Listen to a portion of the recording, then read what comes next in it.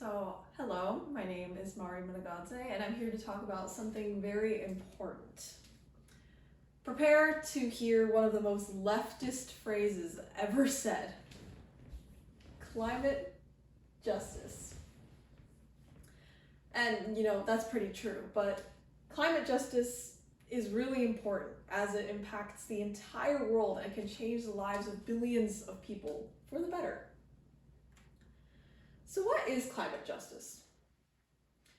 Well, Global Justice Ecology Project defines it as the understanding that the urgent action needed to prevent climate change must be based on community-led solutions and the well-being of local communities, indigenous peoples, and the global poor, as well as biodiversity and intact ecosystems.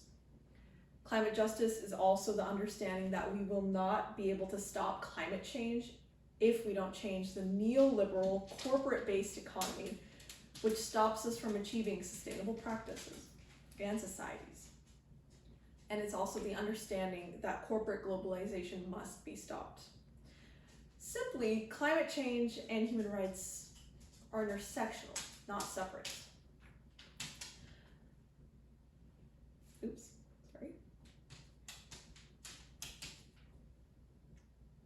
They're intersectional, not separate. So most people are used to climate change as being just about the ecological aspect, and this is defined as the isolationist approach by Stanford Encyclopedia of Philosophy. But Stanford also describes integrationism by saying climate change is causally interconnected with a wide variety of other phenomena, such as economic growth, poverty reduction, migration, health, trade, natural resource ownerships, and cultural rights. I know, this sounds a lot like Commie California and social justice warrior propaganda, maybe.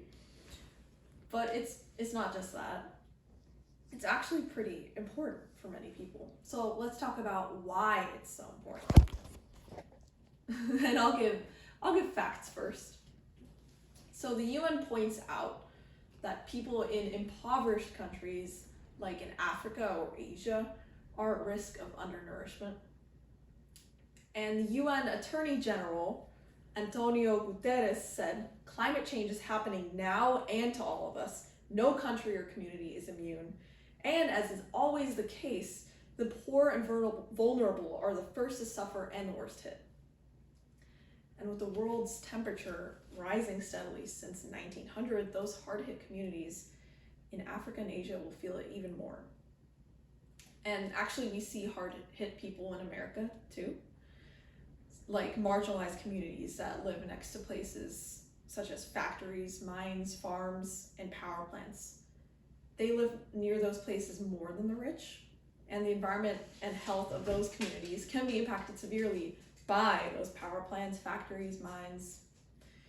Actually, Scientific American shared an NAACP report in 2012 that 6 million people living within 3 miles of all the coal plants in the US have an average income of just $18,400 a year, with 39% of them being people of color, which is just over the margin of people of color in the United States.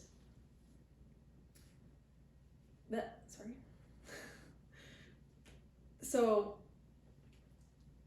if people live in these areas, their lives can be much shorter. And that's not at all it. In recent years, and actually in recent days, the Amazon fires and the greedy government and corporations that fueled the deforestation in the Amazon and maybe even started the fires have come under scrutiny. This is actually a photo, I think, from around 18 hours ago. So the Amazon fires are raging even now, and they might be the biggest, they could be the biggest they've ever been in like 13 years very soon. And this just shows why climate justice is so important. Because the Amazon, first of all, it is a ginormous carbon sink, which means that the trees in the Amazon are basically holding on to a lot of carbon dioxide, and when burned, they release it into the atmosphere. And carbon dioxide is a greenhouse gas, so it really keeps the heat in and ramps up global warming. But there are also native people and, of course, native animals living in the Amazon whose lives and way of life are being threatened not just by their own country, but by the earth itself. Climate change seeks to protect these underrepresented communities and take care of the earth those communities are on, while also securing a better climate for generations to come. And many organizations promise benefits and ways to enact climate justice. So let's take a look at some of those ways.